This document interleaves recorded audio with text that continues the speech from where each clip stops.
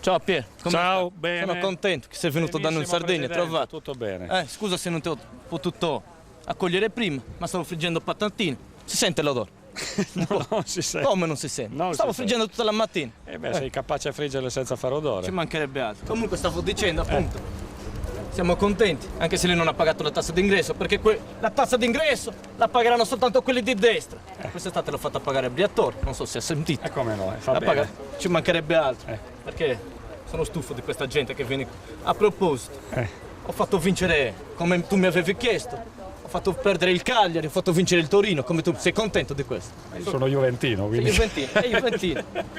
È Juventino. Comunque una vittoria per il Torino va sempre Ci bene. mancherebbe Va altro, sempre sono bene, veramente va sempre contento di bene. ciò.